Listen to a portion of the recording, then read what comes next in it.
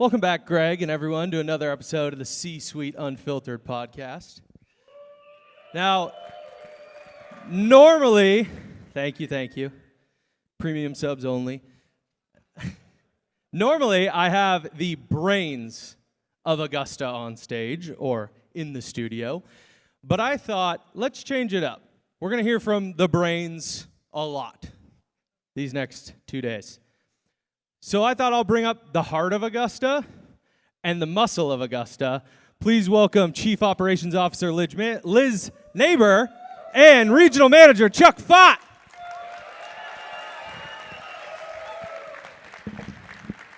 Have a sit. They have mini mics too. Look at that, mini mics. Are we on? Ooh, it's a nice touch. What's up, guys? What's up, man? Welcome. First time on the pod. Thanks for having us. You Yeah, could of come on my course. show sometime and I'll make you famous. Yeah. I'm 100% riding Mike's coattails to clout. 100%. We all know that, Lee. Yeah.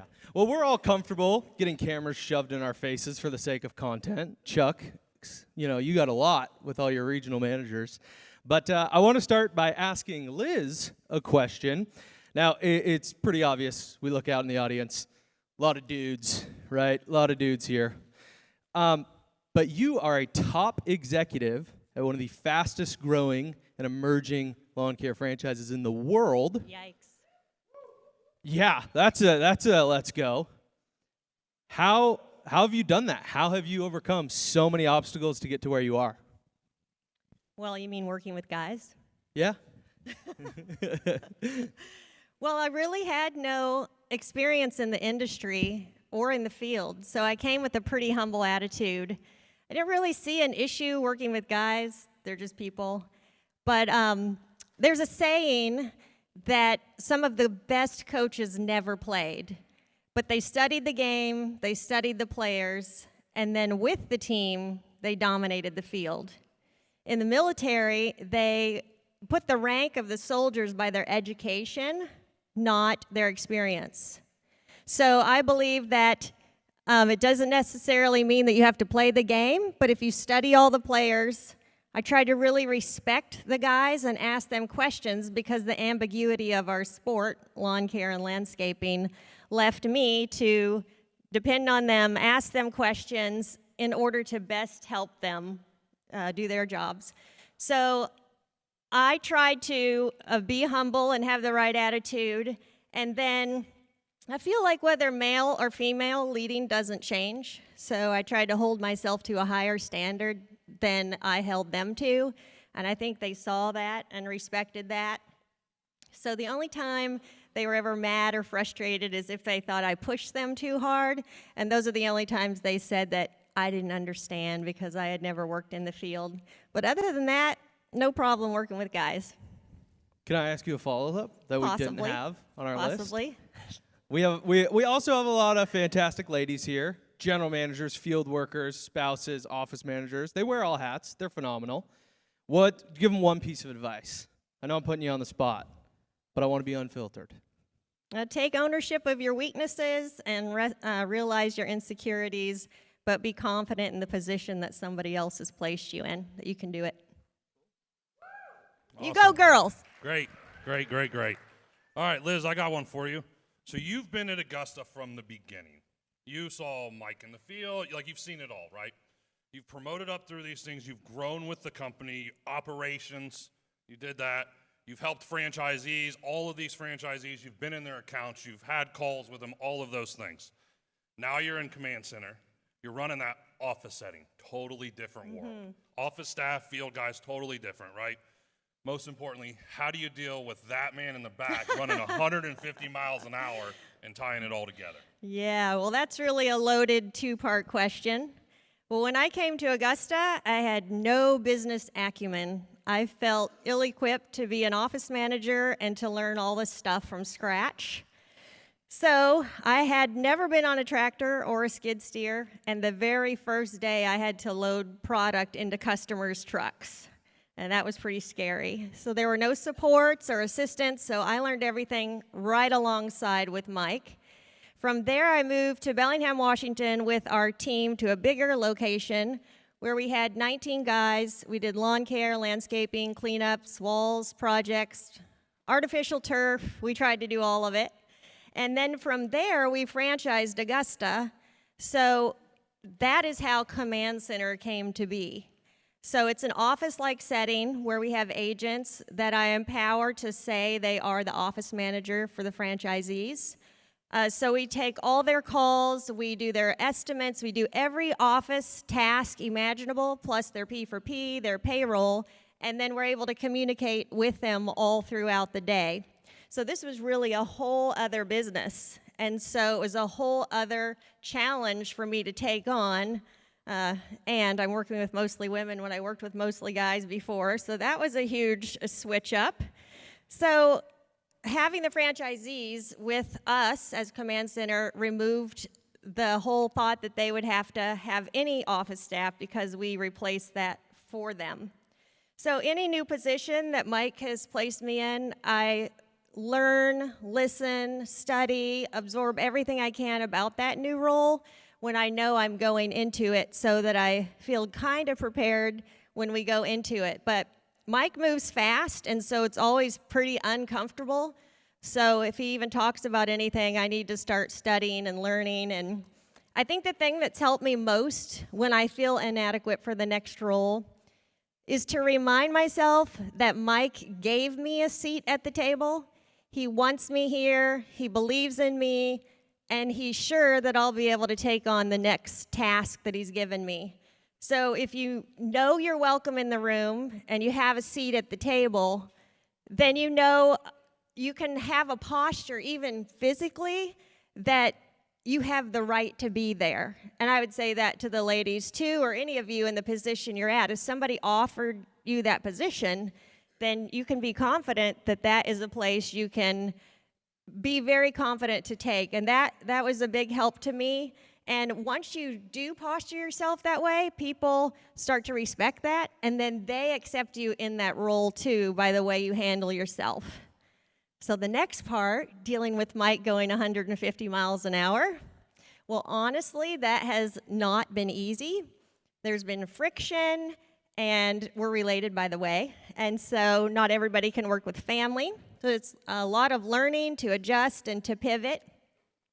But I believe there are visionary people that were destined to give us things that nobody else has ever even thought of.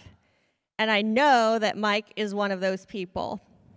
So in 24 hours, he can spin an idea, an original idea, into fruition that other people take many years to develop. When he does his mountain run, usually, he comes back with an idea and the full implementation of it. So one Saturday, he came back, and he said, I thought of this idea. Like he had the whole business planned in his mind. And he said, this will change our industry, and it'll change all service industries ever. And he said, we'll be able to have employees get a portion of all the money they make for the company. And he said, the only thing I haven't nailed down yet is, should it be pay with the period? Should it be pay with the number 4, performance, P4P? And that is how P4P was born, was on a mountain run on a Saturday. Can I hear it for P4P? Yeah! We're very happy that that came to be. So that's just one thing. So when I accepted that I was working with a very unusual person, any frustration, resentment, jealousy, I had to take ownership of my attitude and adjust myself to work with him. So I tried to match his pace and his speed and everything about it to be the most supportive, because I could either be a huge hindrance to him, or we together I can get behind the vision, and then we together can accomplish so much more together. And he's hard driving, and he keeps me very uncomfortable. But I've learned a ton. I've grown a ton personally and in business, for which I'm very appreciative. Can I ask you guys some questions? You can. Let's do it. Yeah, let's do it. I think it's great because I think you're the type of person that wants to better themselves. Mm-hmm. And I think if you want to work for someone like a Mike Andes, or for the business owners in this room, speaking to the employees, business owners that are motivated to bring you to conferences, to educate themselves and you to better their future, like those are people you want to work for. Definitely. And Mike pushes the three of us to be better. Like he doesn't let us get stagnant, and it's hard, but I think what you shared was fantastic. Thank you, Liz. Yeah. Okay, I'll ask you a question firstly. Hit me with it. So you had no experience in the industry. Oh, good. I thought you were going to ask me questions about my stock picks, which is what Mike does, and he makes me look really bad. Nah, So, I'm into all right. building people. Okay, so you were hired as a field worker. Yes. And then an estimator, and then an office manager, and then sales, and then as a coach. So that's a lot of changes really fast. So you've seen hundreds of P&Ls, and you've seen hundreds of what works and doesn't work for business owners. So number one part of my question, what qualities about you do you think stood out? And number two, with all your skill and experience, why would you want to work with us, except that we're awesome, when True. you could go start a very successful business on your own? I appreciate the vote of confidence and the flattery, but let's get real for a second. To talk to the employees in the room, it's so simple. And Chuck and I are black and white guys, right, Chuck? There's no gray at Augusta. There's a lot of yellow, and then there's black and white. That's why they need a heart. And if you are an employee in this room, the biggest thing is I just showed up. Like I'm pausing intentionally because it's that simple. The Bellingham shop that I ran for Mike, every week we just account for 1.5 employees off. That's the average. We do the math every year. And an average of 1.5 employees is off every single day. A call out, my kid's sick, my car broke down, whatever. And sometimes it's valid excuses, they give us heads up, whatever it may be. But I just simply showed up every single day. I can proudly say in 6 years I've never been late. I've cut it close a couple of times, but I've never been late. And I think I keep emotion out of the business. When you work for someone fast-paced like Mike Andes, he wants you to push back. He wants criticism. He wants you to poke holes in his plans unemotionally. But if you're like, I don't like it because it's not fair. I don't like it because that means I have to work harder, or whatever it may be, or I have to change desks. I don't care. Whatever it is, right? Take the emotion out of it. Is it a good idea or a bad idea? Black and white. And I think for me it was I showed up and I kept emotion out of the business. Business is here to make money. That's it, period. No whining. Right, no whining.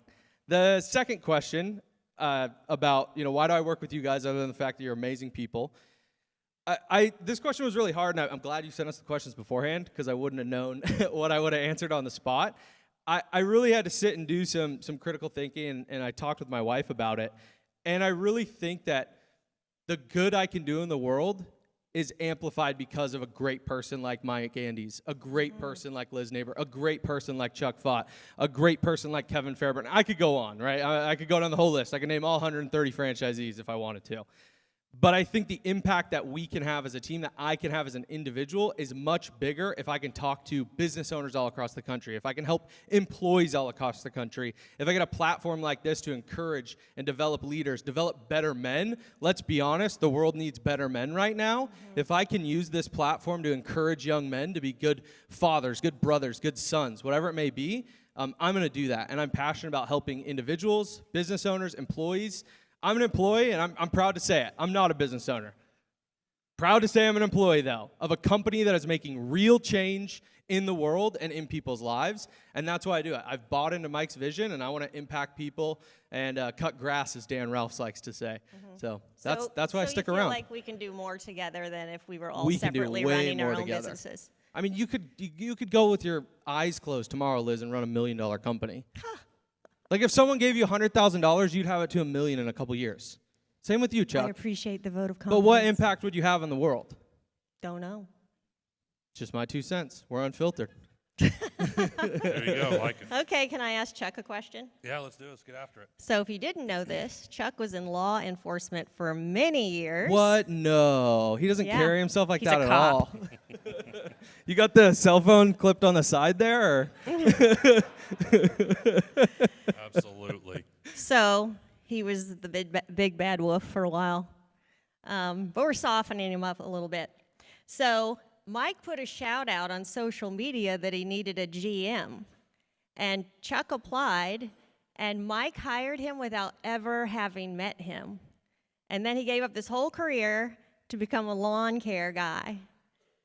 And for you, you're now a regional manager, which is not a general manager. You manage the 7 companies that you're a regional manager of. So a couple questions in that was, you have all the responsibility of these companies and to make them profitable, and yet you have to manage the owner's money, who is very frugal as well.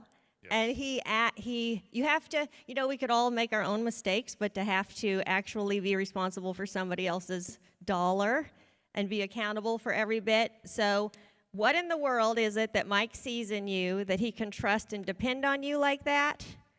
And how do you handle that kind of stress? Yeah, so like any military, law enforcement, firefighters in here, put your hands up. Yeah. Let's go. Shout out. Give him a round of applause. Woo-hoo! Let's go. Yeah, so we cut grass, right? Like, what stress is there about cutting grass compared to those types of environments that we go into every single day, right? Yes, it's stressful, not downplaying that, but like there's a different level of stress. And like we just had a conversation about this, like it's a little chaotic right now, and it's actually kind of fun, right? Like I'm enjoying it because when things go smoothly, quite honestly, it's a little boring. Like, which is how I got into this role, because I was bored and Mike could see that. It's like, man, GM is a little bored. Okay, great. Here's the next step, right? There's got to be a next step. So that's kind of how I handle the stress. Like, I don't look at it like that because I always step back, detach, and go, you know what? It's grass. If I got to push a customer off, maybe it's a little taller tomorrow, but it's not that serious. And my GMs will tell you, I say that to them all the time. Like, guys, I tell Connor all the time, buddy, it's grass, man. We'll call Miss Jones tomorrow, bro. It's grass. It's okay. Miss Jones is calling Connor right now. Yeah. I can hear it. But like how I got hired, and Mike may remember this, he may not because he's always so crazy running around. He posted the video on Thursday, interview on Saturday, hired on Monday. It was literally that quick. Decision made Monday night.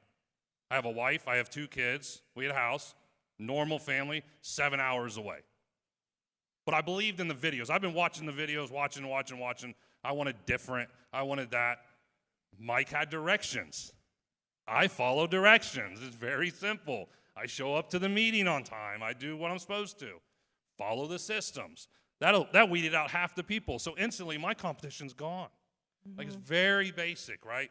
So if you just follow those directions, and I'm an employee, so I follow directions well. I'm not an idealist. I'm not an idealist at all. But I'm a pretty good operator, in my opinion. I operate the systems, I follow that, and I think Mike sees that and kind of rolls with it, and then I have built up that relationship capital over almost 3 years now. And I had a deputy commander tell me one time, I trust you until I can't trust you anymore. And that's Mike's philosophy. So I just keep the trust going, and it'll just continue that relationship. So, appreciate it. Very nice. Beautiful. Yeah. So eloquent. All right, Lee, I got one for you, buddy. Yeah, hit me with it. Since we're on the employee side. Yeah. And you know how I feel about employees. I love all of our employees. Now you're in a different role from running a business, right? Mm-hmm. Now you've kind of stepped out of that. And we are coaches as well. So yes, you're in Bellingham and you're helping that. You're doing sales, so a lot of these guys have probably talked to you on that side.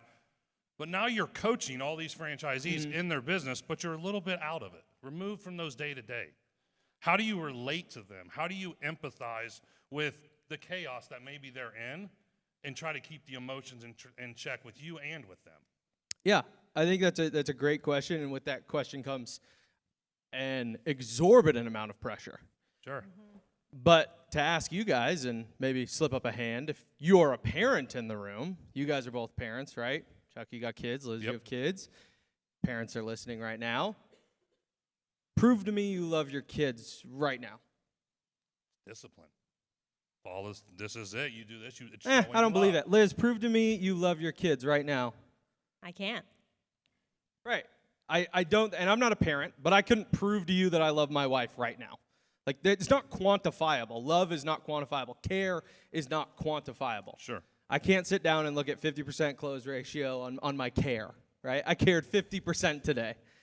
And I think, not speaking as a parent, but I think for you guys, it's, you stayed up late when they were sick, when they were little kids, right? You took them to Disneyland, even though you didn't want to. I know you just recently had a Disneyland trip. And Disney World. We're not West Coasters. Yeah, all right, Disney World. We're not going to the West Coast unless you have Sorry. to. Disneyland's the OG. World. I'll die on that hill. Yeah, but like you took them on trips. You took care of them when they were sick. You gave them money for gas, for college, whatever it may be, right? But it's the day in and day out actions that show you care, right? And I think that goes for business owners, for employees, whatever it may be, is that you just have to show up. Once again, I'm going back to the same thing I already said. Just show up every day saying, I care. And just to give an example, and once again, it's not quantifiable, and if you think I'm gloating or whatever, come talk to me after. We're unfiltered. But Dylan Wirtz is in the room, and he's a new franchise owner. He just graduated high school. He's 18 years old, and he bought an Augusta franchise, an existing business. Big investment for an 18-year-old. For sure. Also, let me brag on him for a second. I didn't tell him I was going to share this, so Dylan, you're awesome. He got the highest score on the Augusta test. We test the franchisees to become a franchisee. He's got the highest score, 93 overall. That's what I'm talking about. Yeah. Woohoo! So, Dylan, this guy has the burden of a business. He has 3 employees. He's young, he's hungry, he's motivated. And he shoots me a message at 6:30, 7 at night. Just worked a 12-hour day. And he's like, hey, can you review these estimate videos? And every part of me did not want to open that message, Dylan. I'm just being honest. But on my drive home, yeah, I was driving. Sue me. I watched the videos, and I sent him back voice notes for every single video. That's illegal. Yeah, that's fine. But I want to see him succeed. And that's just one element of showing, like, I care about Dylan. I care about the franchisees. I will never block a franchisee's number. I will never say don't message me. I will never say don't email me. I'm available to the franchisees as much as I can, and I want them to succeed. And to the point of the question, Chuck, like, yes, I am removed from day-to-day operations, but we have systems at Augusta. And if you just follow the systems, the business should get boring, right? And obviously you have outlier situations and emergencies. I am 100% sensitive to that, but follow the systems, listen to Mike Andes, and you will find success. So showing up for them, and sometimes I just regurgitate a Mike Andes video on a coaching call. I'll just be 100% honest. I'll be like, yeah, I remember Mike said this multiple times on YouTube. I'm just going to say it on a coaching call. It makes sense. It's applicable. So. absolutely. All right, I got one for you, Chuck. We'll put you on the spot. I think it's our last question here. What is it like to be a regional manager? And with that, I want to explain. So you oversee multiple locations, and you also have employees under those managers, and then you also have Mike, who is your manager. Sure. Right? So you're in a management sandwich, if you will, and you have to answer to Mike for all of these locations, for every single general manager under you, every single employee under them. That's a lot of pressure. How do you deal with that level of pressure? How do you deal with that management sandwich, up and down the chain, as some would say? Yeah, so first you set the example. You can ask any one of my managers who's the first one to the job site, whether that's their shop, on a job, morning meetings this morning, who's that first one? It's me. You set the tone, set the standard, or it's a recommendation. I don't live by recommendations. A standard. It has to be a standard, guys. You guys as owners, employee, it doesn't matter. Set the standard, period. There's no deviations. Like, it just has to be that simple. We just let a guy go. I'm filling in, helping with GM that's not there. Second day, he's fired. He's late. I have a standard. If you're late on the first week, you're gone, period. And I tell him in the interview, I give him plenty of notice. Like, it is a standard that I have, right? So I share those standards, but they know. I hold them to it, right? When they're managers, though, you also have to look at it from a different lens. If they're unsuccessful, it is your fault ultimately, because A, I did not give them the resources, or B, I didn't give them an opportunity to learn or train them properly, right? So if you didn't train them right, they wouldn't know how to do these things. So retrain them. Give them the opportunity to correct themselves. Pour into them. Mike gives us every single resource we could ever ask for, so I make sure I give them every single resource they could ever ask for. They never want for anything. They need more information? Great, here's a book. Hey, book a call with Lee. Another resource, right? Like, I'm not the only voice. Hey, Liz, can you talk to this person? Hey, Liz, I just hired the first female general manager in Augusta Nation. Let's go. Why? Because she works her tail off, and Liz is in a position that she can relate. So reach out to them. So like, I'm not the only resource, but if they're unsuccessful, then I need to give them those resources. I need to train them, and then I need to take the responsibility. Like earlier this spring, all honesty, I failed. I held a general manager too long because I liked him as a person and I wanted him to be successful. But I tell my GMs, if I want your job more than you do, I really shouldn't be hanging on to you, right? I should not be fighting for your job more than you are. The heart wasn't there. I held on to him long, and it kind of prolonged our success. I'll own it, 100%. So I got to learn as well, and I got to get better at those things, right? So there's inadequacies all across the board. It's not just employees or general managers. And then I just hope that Mike understands, like, hey, they're crushing it, they're working hard, and we'll just keep moving forward. So That's awesome. Thank you, Chuck. Well, any last-minute things, non-financial advice, anything like that, or we good? Eat a lot of meat. Eat a lot of meat. Yeah.